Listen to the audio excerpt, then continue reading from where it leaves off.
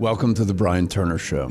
My name is Brian Turner, and for more than 20 years, I've worked with high net worth individuals and families as a wealth advisor. Over that time, I've come to believe that wealth is about far more than money. Behind every financial decision, there are deeper questions about purpose, relationships, freedom, and the legacy we hope to leave behind. Today's guest is Donna Mennitto, someone I've had the privilege of knowing personally for many years. Donna has lived a remarkable life across public service, communications, education, and community work. But more importantly, she brings an extraordinary depth of perspective to the topics of family, purpose, time, and of course, living the wealthy life. I hope you enjoy the conversation. My job is to invest in people. That's what a 20-year career so far in wealth advisory is all about. First it's about fit. Am I a good fit for you as a potential client? Are we to invest in each other? And of course, how are we investing capital is also about people, right? It's about believing in people's vision and leadership, et cetera, et cetera. And what's funny to me is when you mash it up, and I can sort of get into, the journey of why I'm doing this to begin with you. I'd love to. But if you're leading a company, you're called to the podium to present your vision and your results once every 3 months in this country. But if you're leading a family, or if you're leading a busy life and you happen to have a quarterly meeting with me as your advisor, what are we trying to resolve for you, right? I think that's been a question that's in some ways delighted me and teased me and haunted me for a while, because I don't feel as though in my profession there is a specific place, or at least to date, I feel as though it's severely lacking, where we can explore the psychology of what a family's going through, right? And how that should impact what they do with their money or their lives. Because if it's all just to gather stuff, I'm out. And I felt that way for a long time, right? I think it's wonderful to be comfortable. I have no problem with that whatsoever. The pursuit of that, magnificent. But I think there is a tipping point.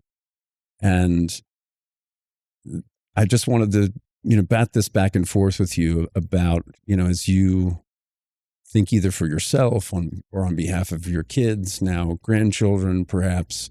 Well, it could be that sort of that other word for wealthy, which has a more generic meaning, rich.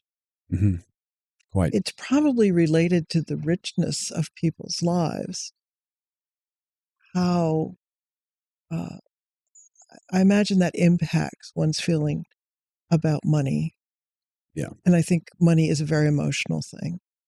I think it's a little bit of rationality, but it's mostly emotional. Mm-hmm. And it's inherited emotions about money. My generation, we had parents who came through the Depression and through a war. Yeah. So however that played out in their lives, we were witnesses to and must have absorbed some of it or reacted against it. But there are those threads through history, and talking about marking time. I heard David Brooks quote recently. He was quoting, I think it was a British political philosopher, and I can't remember his name. But he said, you can't know who you are until you know what story you're part of, what stories you're part of. Yeah. Because you are part of multiple stories. And if you don't understand that context that you're living in, you're missing out on a certain part of self-knowledge. Especially in this country, I think we have this feeling like we're all like free agents, total individualism.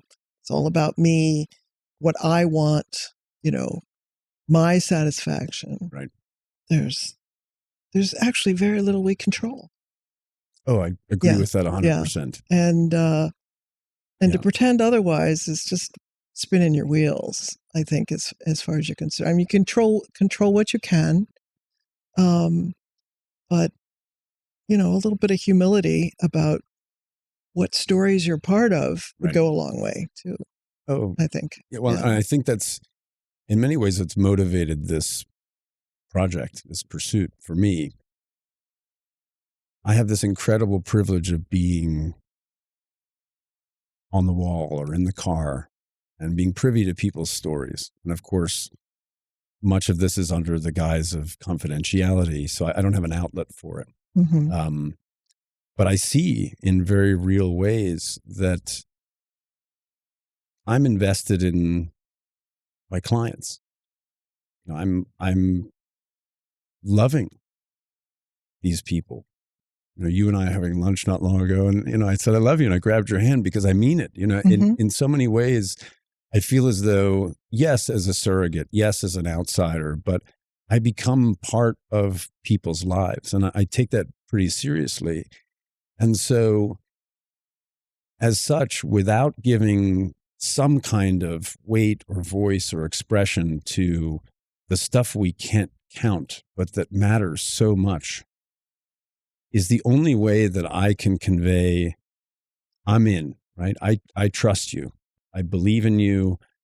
I've said this to you a few times, and I don't mean to be repetitive, but it's not about if a lot of times. It's how that I'm invested in and that really matters. If is a very important question for people to solve. If they really don't know where a next meal is coming from or how bills are getting paid, we want to help everybody, right? But the limits of time and our ability to experience everything, oftentimes I'm on a journey with people that thankfully, more often than not is about how. It's not about if. And that part intrigues me immensely because I've had, mentorships or experiences. For example, I had a coach. I called him coach at my last gig with the big bank. He told this amazing story where his father had worked with an advisor at Merrill Lynch for 45 years. And his father passed. He's got his siblings and his mother, and everyone gathers and comes to the advisor's office. And the advisor's got a stack of paper in front of him, and he takes the statements and he slides it across the desk. He says, "There, that's what your father had." Nothing to do with what their father cared about, what he wanted for them, what he thought about anything. Yeah. Not even why he invested in the stuff they're looking at on bits of paper. Mm-hmm. And so, for me, the limiting factors of, either the corporations I've worked for, the parameters that they hem me in with, or just the idea that it is an investiture of time to go to these places where we don't know that we can produce a simulated model of your likelihood of success or happiness, right? For how's it all worked out, Donna, right? So, Right. it's difficult, Mm-hmm. but at the same time, it's so important to be brave enough to pause. Maybe at first it's all about looking inside of oneself, right? But be brave enough to pause and say, in the context of our relationships, here's where I'm at. Here's what I stand for. Here's what I want. And so, yeah, I just wanted to, get into this sort of purpose of money. What does it mean to be wealthy?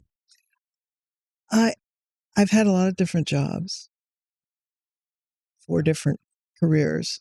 There are threads that tie them together, but I'm probably the only one who can see them. But anyway, they've all been interesting to me.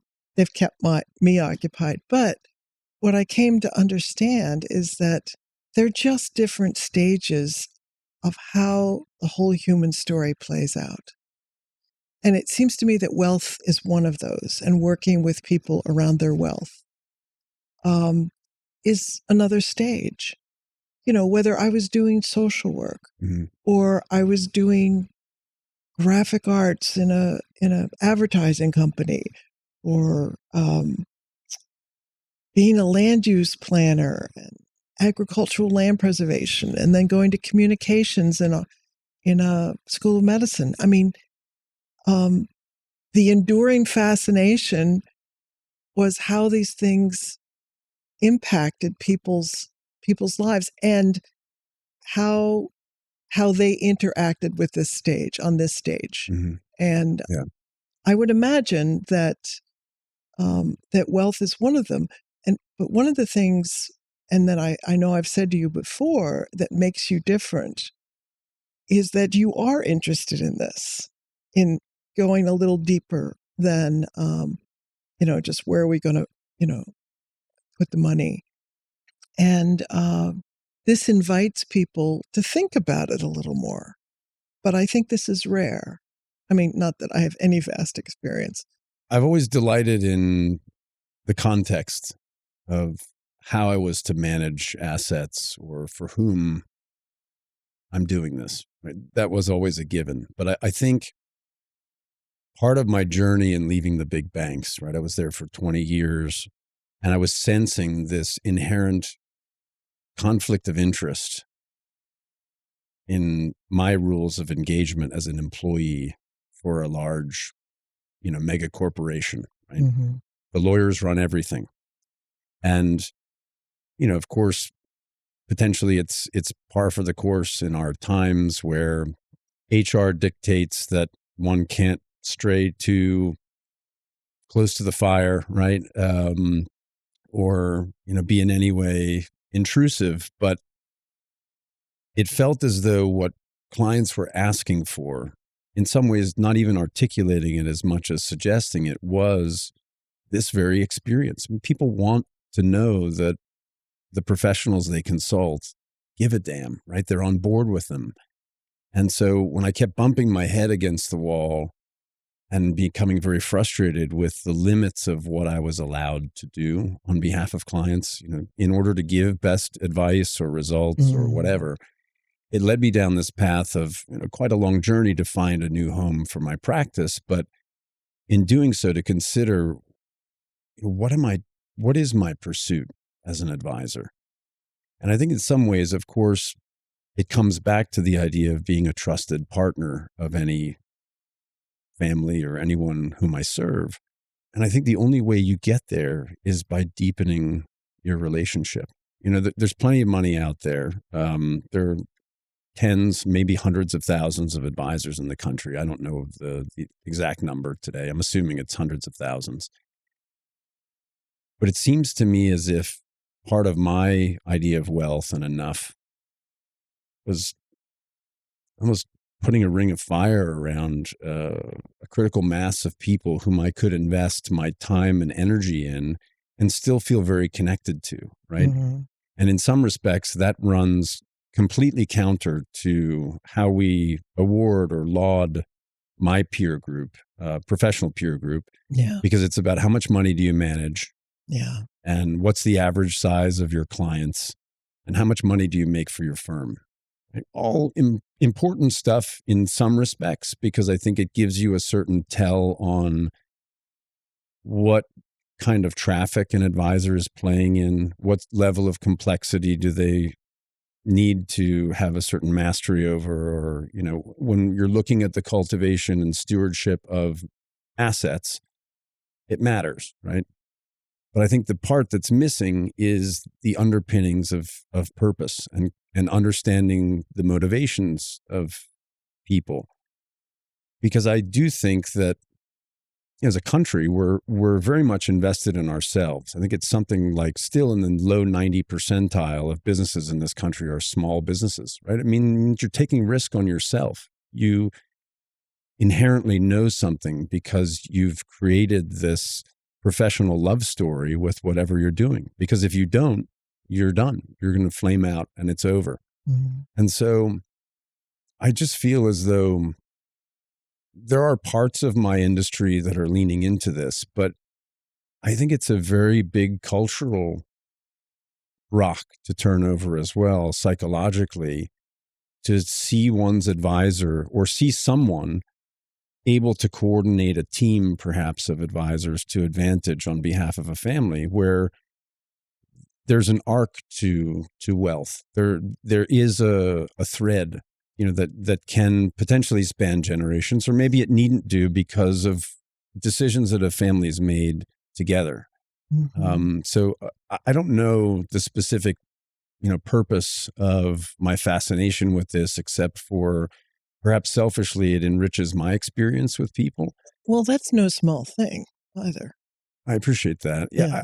I do want it to be a provocation, though, and not in the sense of making people uncomfortable, although I think we do tend to ignore things that are smoldering in our lives, right? Perhaps. But yeah, I think it's what I'm hearing, what you're talking about is being seen is seeing other people, correct. which is very basic and almost seems simplistic. Mm. But we're living in a society that doesn't see so many people around. And the pandemic made it worse.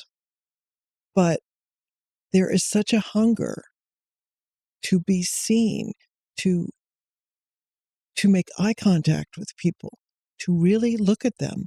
You don't even have to have a conversation. It's a nod, it's an acknowledgement, and it's so, so important. And so what you're doing, I think, is, you're not going to become the therapist of this, the family therapist of a family, or they may not divulge anything secret, but that doesn't mean that you can't make them feel seen as individuals, Yeah. and as a unique family system that kind of runs on its own in its own idiosyncratic way, which all families do. Well, I want money to be something, and wealth, the idea of the purpose and the vision behind it, not just, how do you acquire it, how do you maintain it necessarily, or how do you, diffuse it. But I want this to be something that people talk about at the dinner table again.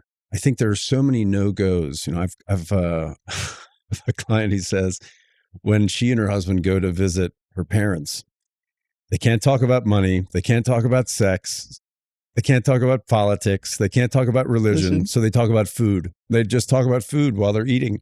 Yeah.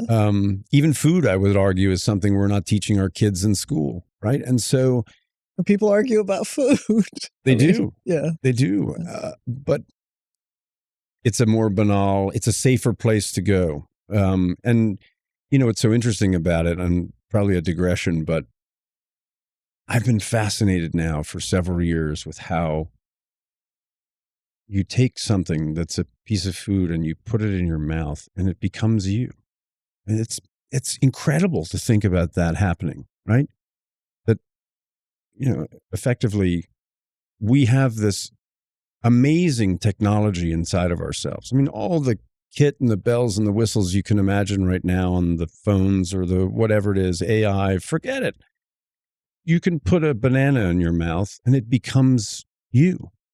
That is the tech to have. I mean, we have the most sophisticated technology on the planet. And yet, for me, and this relates to wealth very much, I feel as though we're looking for things outside of ourselves to solve the riddle, when it, to me, is oftentimes sitting in here waiting for us to uncover and just to be more mindful of, not to be conscious of everything. That would be impossible. Your brain would shut down, right? Talk about forgetting. But yeah, I think there's a point to what I'm after, which is just to hopefully help people enrich their lives, right? Mm-hmm. And to feel that doesn't just have to be because I'm king dollar and I've got more than the next guy. Because in fact, what is it for? I heard a fascinating discussion the other day about someone's hypothesis of why the divorce of Bill and Melinda Gates took as long as it did. And effectively, why this outpouring of altruism with the foundation and putting all of their money into the foundation. And it was effectively a game of chess between a husband and wife, which the husband, one could argue won, at least in terms of, the split, One could argue. the traditional split that one would think of. But, and I don't mean to take us down the rabbit hole of Bill Gates, but I think, what we're experiencing, back to your point of, we learn about wealth as kids because we're absorbing the lessons or the energy of that experience from our parents. Society is sending us incoming fire all the time with buy one, get one half off. Talk about how kids don't learn about money in school, right? Yeah. And I think the flip side of that is we're encouraged to laud and extol a Bill Gates because, look, the guy's brilliant, right? He was born at the right place at the right time, Mm-hmm. had all this time with one of the most advanced computers in the world at the time as a high school kid. I get it, right? Fantastic business, still, I think the second largest business in the world, at least today. People want to be that guy because of how much money he has. I don't know if I want to be that guy because he may be absolutely tortured. With the advantage of age, so a longer perspective, I've thought a lot about, what motivates people because it fascinates me and watching them. And it's been my observation that an awful lot of our lives, it's driven by the talents we have, by the will it's driven by a lot of things, our circumstances, but it's also driven by loss. Mm. I think most people experience some sort of loss. Sometimes it's being desperately poor as children. Sometimes it's the absence of a parent. Sometimes inadequate parenting. And I think it goes a long way towards shaping our lives and what we do and the choices that we make. In some cases, I think there's often a direct line between loss and going after money in an attempt to fill that loss, to fill that gap. That's interesting. But it comes out in a lot of other different ways too through our lives. And it's okay. We cannot have life without loss. I mean, that's the premise. We will all die. Right. And do you feel mortal? Oh, yeah. Yeah. Oh, yeah. When did it happen? Oh, I have felt it since I was a kid. Really? Ash Wednesday, remember, man, thou art dust, and unto dust thou shalt return. And I always liked Ash Wednesday because it put everything in perspective. And that's what gives life its meaning, is the fact that it's not forever. Right. It's what makes people's lives interesting. It gives us all the variety of things people go after and things they try to do. And nowadays, I'm afraid I see an awful lot of parenting trying to avoid their children's experience of loss or struggle or pain or anything, wanting them to have a smooth ride. And I feel like it's doing them a disservice. I agree. Because that's how they develop character. Yeah. That's how they learn to overcome obstacles. That's how they become full human beings. We've all done it. Yeah. And that's what makes us who we are. And to try to take that away so that they never have those experiences. And there's something somebody said to me a very long time ago in passing that I've remembered, and it's come back to me. We were in our 20s, and she said she had been to church that morning, and she had met a woman in her 80s at church. And this woman had the best stories and had the most interesting life, and my friend had really enjoyed it. And she came home and she said to me, this was so interesting. And she said, and I couldn't help but think that for our generation, when we get to be in our 80s, someone's going to say, so what did you do in your life? And we're going to say, well, I didn't get along with my dad. And I've never forgotten that because we are the generation of psychotherapy, Yeah. and we're all about thinking about ourselves so much. I'm a big believer in introspection. Mm. That's the tapestry of life, too. That's what makes things interesting, too. And I'm sure that there are famous people who have done amazing things. And if you got into their childhood and their family history, you would find all sorts of stuff that nowadays but that's what The shaped who they shipwrecks of are. their lives. Yeah, Yeah, quite. that's Yeah. what shaped who they are. It's not what happens to you, it's what you do with what happens to you. Isn't that the definition of tragedy? I mean, not to discount serious trauma. I don't mean to do that, the horrible things. But most people don't have that. They Yeah. have little traumas, little things that were not perfect. Right. And it's what you do with it. And I think that going after money is one of the lazy ways, frankly. It's by editorializing to try to fill it because it's easy to count. Right. It's easy to measure. It's easy to show other people, it's lazy.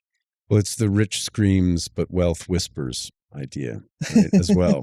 Right? We're very much a culture of first generation wealth.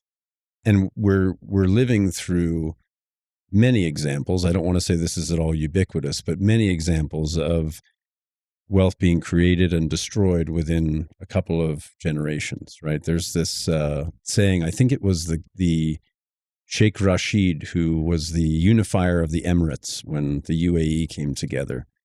And he said, my grandfather rode a camel. My father rode a camel. I drive a Mercedes. My son drives a Range Rover. No doubt his son will drive a Range Rover, but his son will ride a camel, right? So it's that idea, that cycle of life, to your point.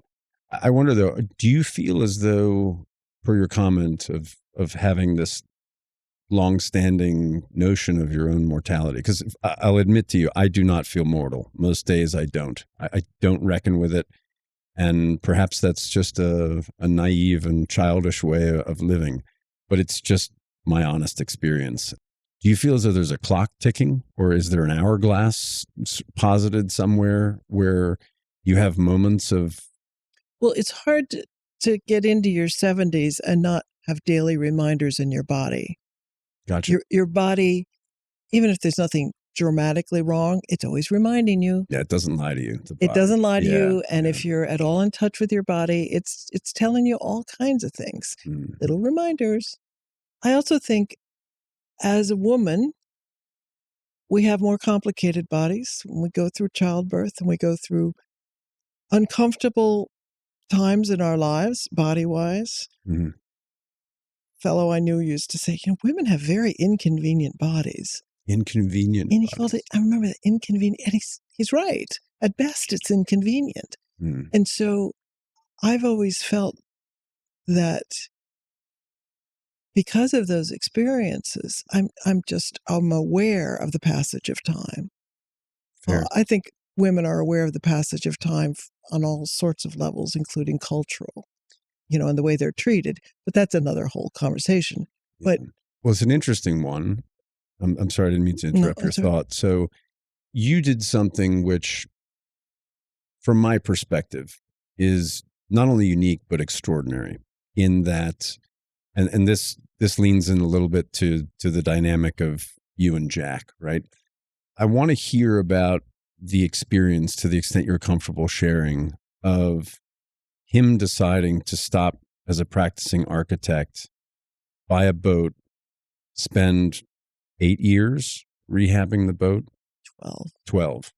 While you carried on working to support the two of you to get to the end line of full retirement. What was that like? Well, there's two things. The background is that both of us are very frugal. Mm-hmm. Parents who came through the Depression. Right. We're also both able to do a lot of things. Mm-hmm. on our own. I mean, he can fix anything, build anything, Yeah. So we always live these frugal lives. We both hate debt. Mm-hmm. So frankly, money is so important in a marriage. I mean, we were very lucky in that we were in the same place on that sort of stuff. Mm-hmm. So we were at a stage in life, we had a paid off house, we had no debts, Mm-hmm. and it was possible for me to support the two of us for a decade. And I sort of needed to keep that job to get Lydia through college. Yeah. Because of the reciprocal tuition arrangement. So without that, this could have been a whole different picture. Right. But that's why financially we were able to do it. And in my mind, it sort of felt like, how is this different than if I decided to go off on a project of my own? And bizarrely, since I'm the wife, people probably wouldn't think twice about it. He's supporting the family. He's the man. Right. So bizarrely, it was kind of the feminist part of me that said, how's this different? Okay. We can do it. Oh, I love it. I just think I don't see it as unique in terms of the paradigm of the sexes as much as I do, or the gender roles as much as I do. How do you avoid resentment? Because, or let me ask it differently. Have you now looked at your own retirement as an opportunity for a similar departure, to go on a curiosity cruise somewhere that could take you a decade? And well, then that's the third thing. And I did think about this a lot. Jack is very single-minded, and he has passion. His passion is repairing, this wooden boat, and he loves doing it. Yeah. I don't have a similar passion. I'm not a person of single-mindedness. And some of that I chalk up to I've never had the luxury of being single-minded. Right. But but also that's it's part not of what I was getting at as well. Yeah, well, right. Yeah, but I'm sure half the women in the world would say that. But I never had that luxury, but it also isn't my temperament either. Mm-hmm. I would play that through my head. If I could do this, what would I go off and do some single? And that's because I'm interested in too much stuff. Yeah. And I don't think being a generalist is a pejorative term. When I was coming up in my career, that was a pejorative term. Right.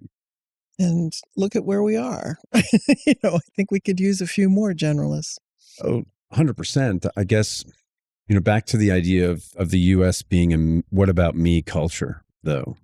And it speaks volumes about your relationship. There's no question in my mind. You're very uniquely matched, but also, as standalone individuals, you're very interested in the world in your own ways, clearly. But I applaud you, frankly, because I just don't know how many, I don't want to say relationships could survive that, but it requires a huge degree of mindfulness. And in some ways, the reason I asked the question is because it leans exactly into that messy, nebulous subject matter that I'm trying to wrap arms around with these conversations, which is you must have had a perception that something was calling him to do this, that he needed to do this, and that it's not just about, yeah, screw it, I can do the man role in our relationship, so that the outside world, Yeah. But it also has to have been motivated from a place of wanting him to fulfill purpose, right? Or try it and go for it. And then I'm sure it was pitched as a 1 year that became a 5 year, that became a 10 year, right? Yeah. Mm-hmm. Right. But still, I just got an email back from him, I don't know, whatever it was, just after the campaign to raise money for the Great Chesapeake Schooner Race. Yeah. And he said, maybe I found the calling for the boat, thinking, well, and that's what, 17, 18 years later, whatever it is. And so I'm just saying it out of a genuflection in some way to how magnanimous of you that was to have agreed that, sure, And to have been on the same page, I think what you highlighted there is extraordinary and very important for a lot of people to understand. It wasn't just a recreational project in the sense that he wasn't just fixing up his boat. He bought a boat that was built by one of the most famous wooden boat builders on the Chesapeake Bay. There's not too many of his boats left. Yep. It's a type of boat, the oyster boats, that has historical significance. Yep. And it gave him purpose, and I thought it was a worthwhile purpose. We're both very strong individuals, and I'm not saying, all marriages are mysterious. That is my mantra. I love it. It's great. In understanding other people's marriages, trying to that's your coffee mug at Christmas from me. Yeah. Okay. Yes. Would you please? Yeah, I'll take one of those. I love it. All marriages are mysterious. And you can't necessarily understand it from outside. And sometimes you can't understand it from inside it. It just is. Yeah. And a lot of it's inertia. 44 years we're coming up on. But that's your life. That's what this is the path you have sort of taken. Your choices have taken you that way. Right. And not to ask this the wrong way, but this fascinates me also because we see the spectrum, right? The person who looks like they're a hobo that's a billionaire, right? And the person that wants you to think they're a billionaire that doesn't have a pot to piss in because they've got all the trappings and the accoutrement of what it takes to look the part. I guess at what point did you either make the decision that the stuff doesn't matter to you, or how do you think it may inhibit or somehow hurt people that are very motivated by materialism? How does it impact your own perspective on what wealth might mean to you? Because you're frugal, you've said it, but it also means that you had a habit of saving, right? It also means that you had a habit of forgoing consumption, doing with less or making do. I don't want to put words in your mouth. No, here. all those things, yeah. But it's a very simple recipe that I think most people in our country, and this is not to disparage anyone who is going through tough stuff, but I think most people could become materially wealthy or financially sound and wealthy if they had that habit. The problem is that we are being pulled with the gravitron, right, by culture to consume because it's good for someone's business. It's probably not too good for our own business in a lot of cases.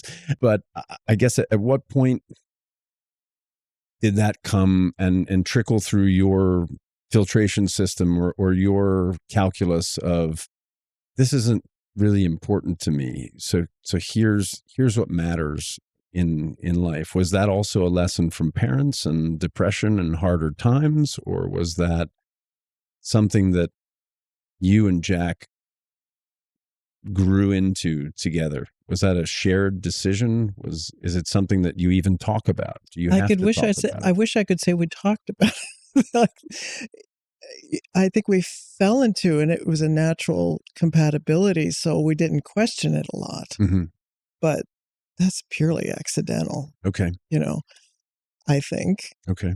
I had to work my way through college because my father, who taught me how to do all kinds of things, including fly airplanes, would not pay for college because paying for a college education for a woman was a waste of money. He said it that way. Oh, yeah. Oh, shit. Oh, yeah. And he did it to my sister. My older sister's a year older, and she got into Loyola in New Orleans. And a month before she was ready to go off to college, he announced that he had no money for college. And my parents were divorced at that point. And my mom went ballistic. My mother, who was a college graduate, an officer in the Navy, and a pilot herself. Right. And I watched that as a high school junior and realized if I was going to get to college, I was going to have to do it on my own. And that's what I did. But actually, this guy's been on my mind lately. I think I referred to him. When you think back over your life and you think about those pivot moments Right. of things that happened that really changed the course of your life that you did not realize until 20, 40, 50 years later.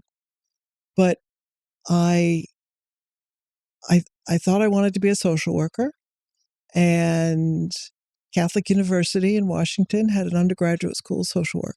Mm-hmm. And my father was an airline pilot, and it was on the National Airlines route. So I knew he would give me passes to get there for nothing. And so I wanted to apply, and I won an essay contest that was an English class requirement to do. It was an assignment. We all had to do it. Anyway, I won an essay contest. Turns out for the state of Florida.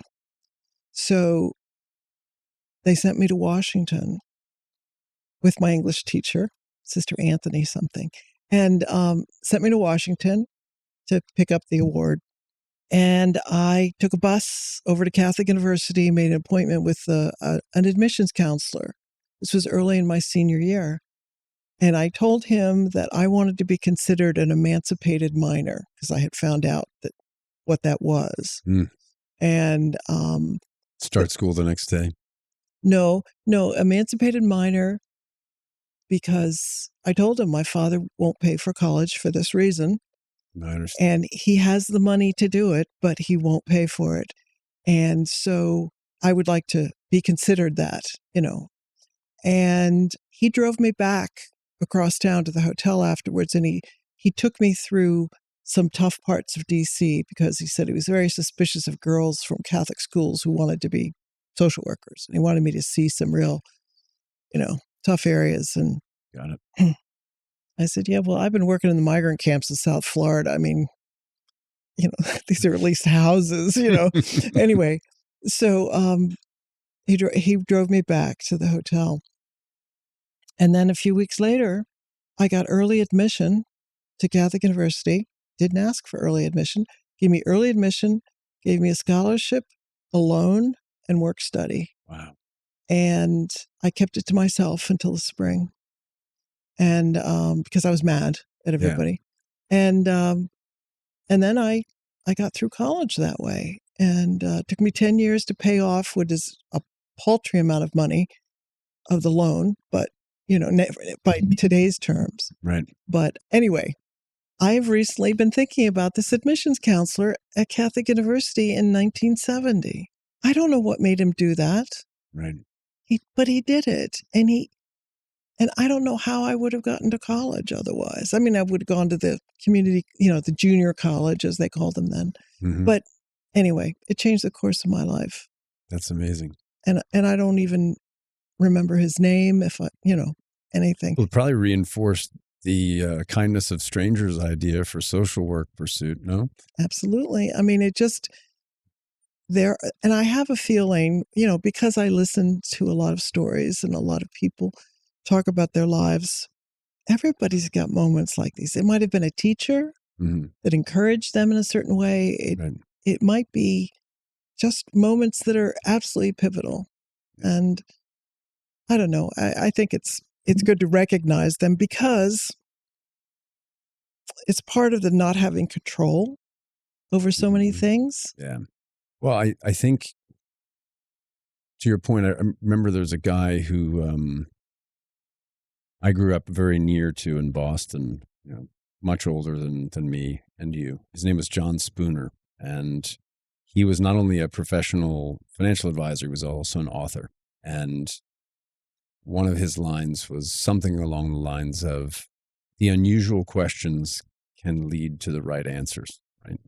And yeah, I think that you're right. There are these people that mark time or that create a pivot point.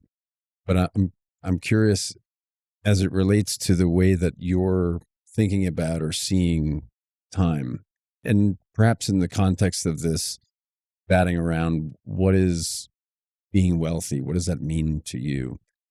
I'm very curious about whether somehow strategizing this or thinking it through does it beget a procrastination, right? I mean, it sounds as if you're super capable to articulate in the rearview mirror now, what an amazing impact that deed was for you and what that did for you.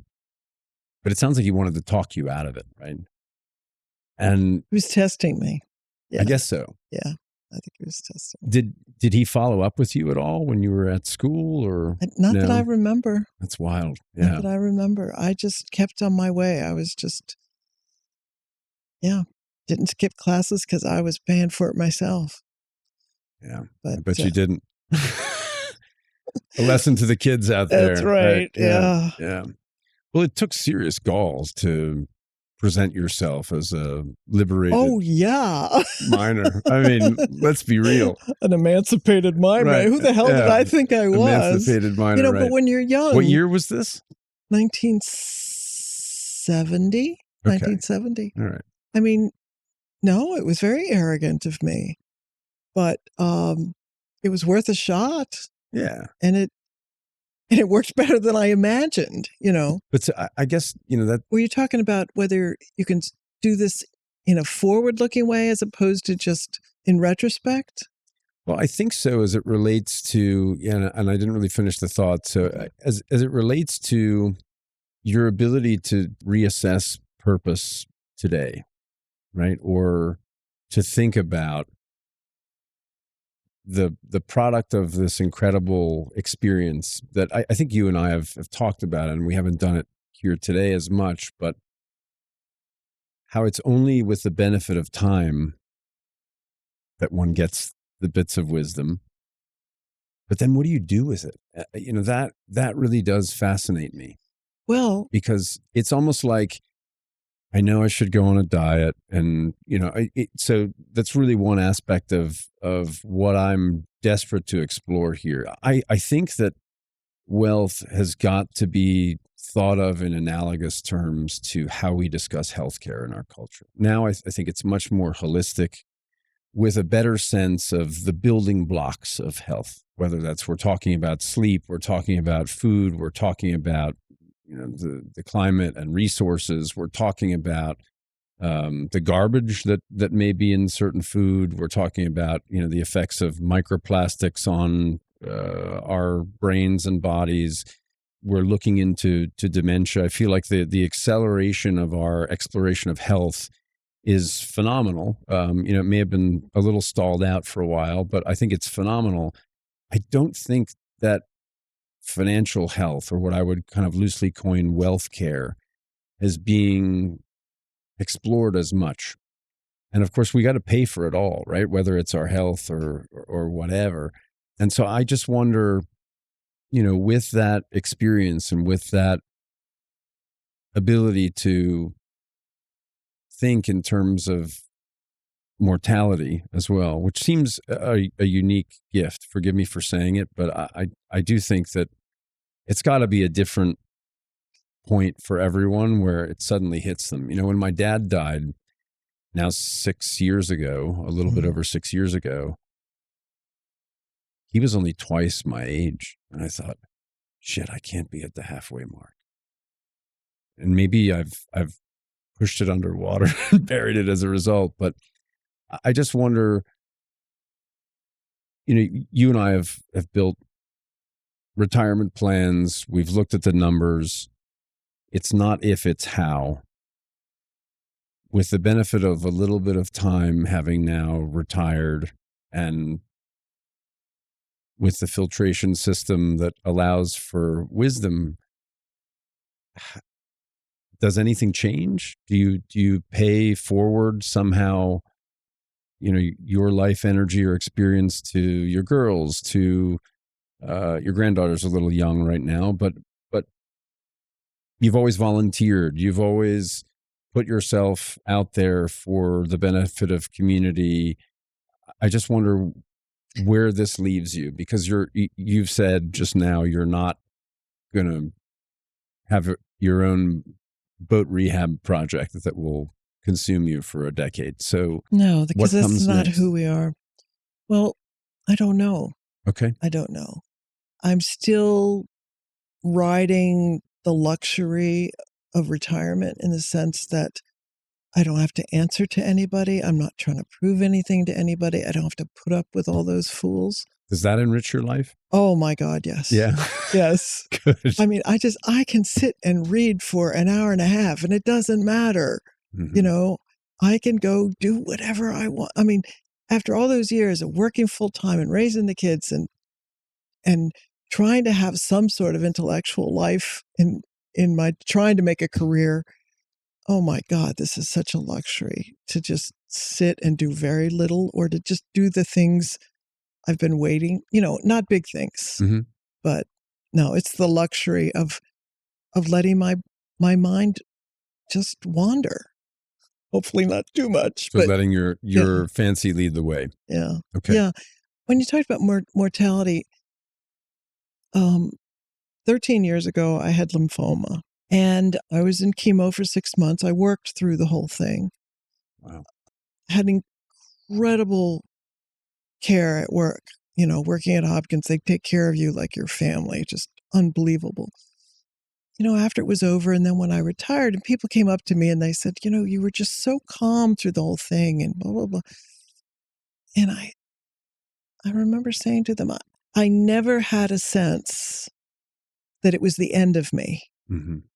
Deep in my gut, yeah. I knew this was just something difficult I had to get through, right? This is not the end of me. And it wasn't.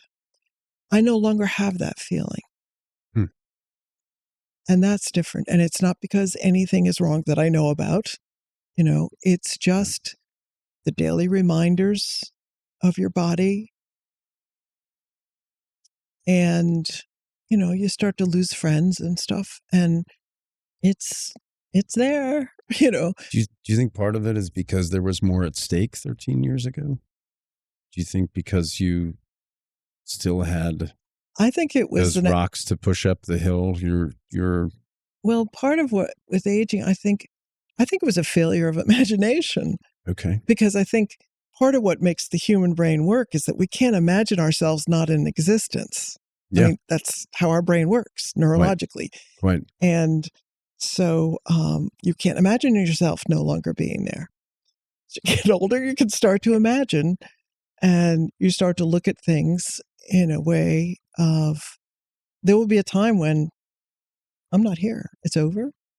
And, it causes you to look back and you have your regrets and you have your sadnesses, and some things you can fix, most you can't. And it is what it is.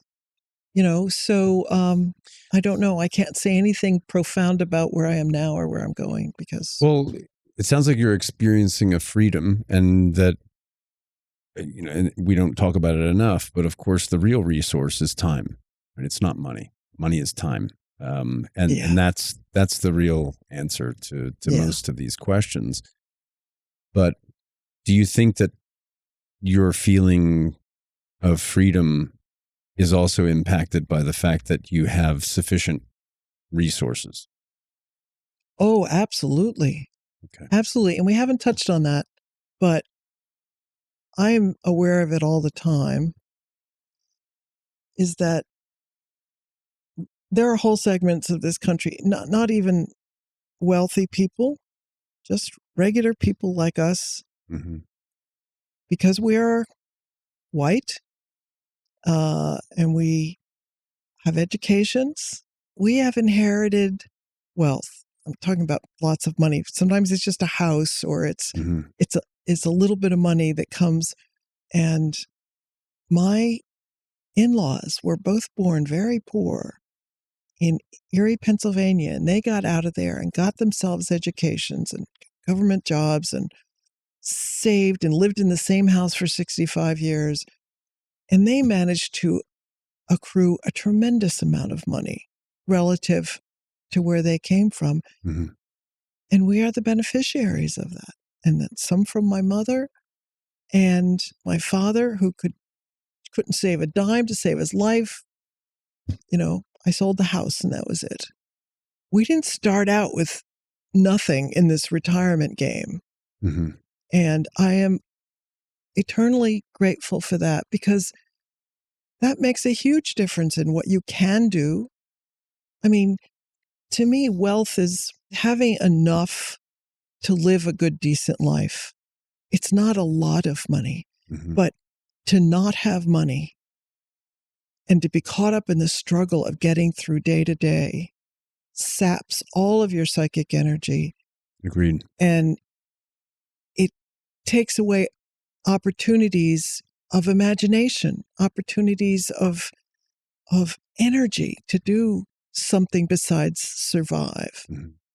So everybody needs some money to live in the world that we live in. Yeah.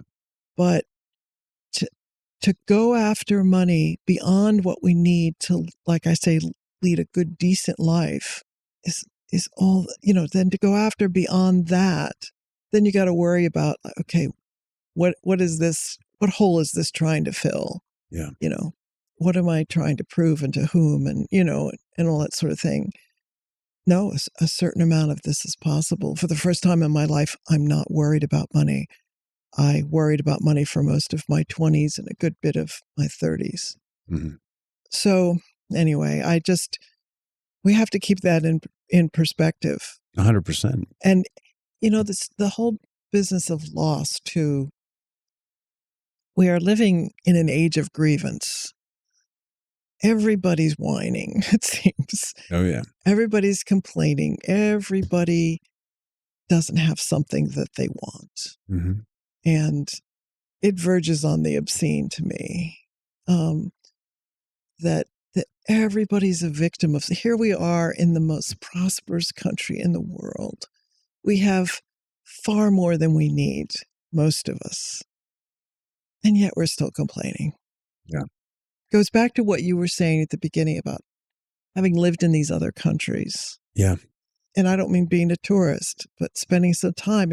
It gives you a perspective that you never lose for the rest of your life, I think. Yeah.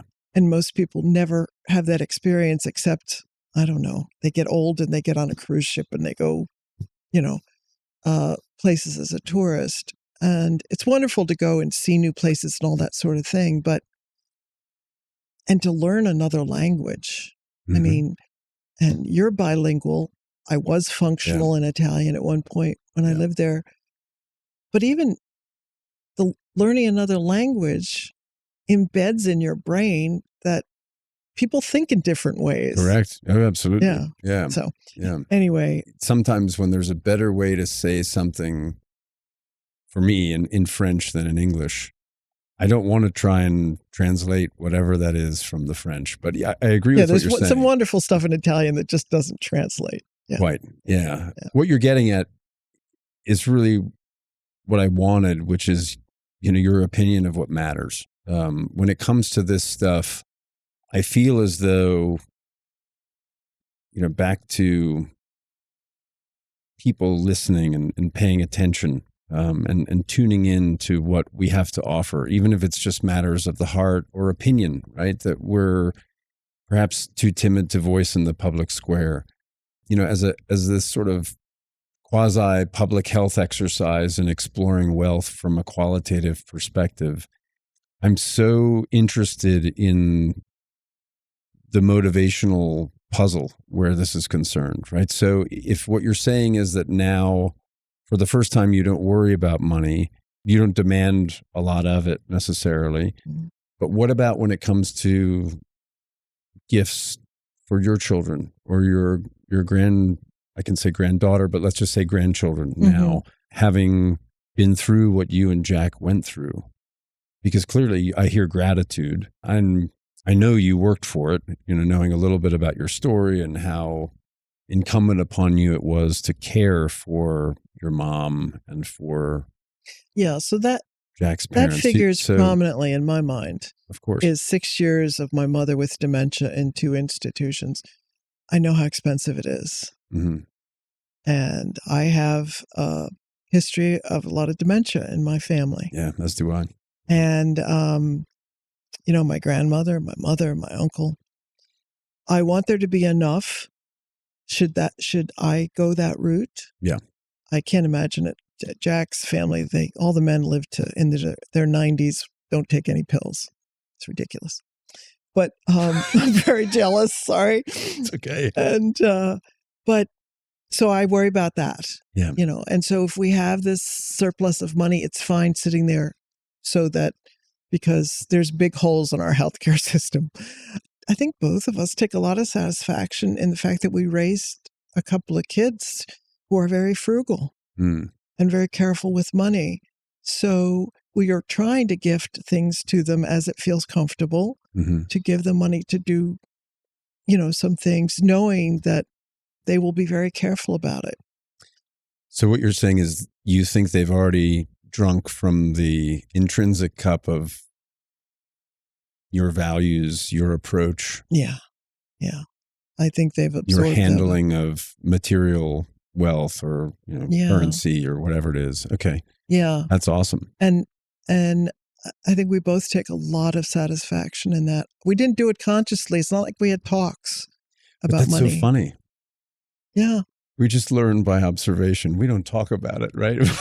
And that's again the call to the dinner table, right? Is I don't know. I guess they could see what we spent and what we didn't spend our money on. I mean, not that I have a better system. My daughter, the rule is, when she was getting $3 for allowance, one you save, one you spend, and one you give to charity. That's the only rule I've given her so far with money. And she saved every ounce of whatever she could. Before we were just traveling, she knew that the house would be empty.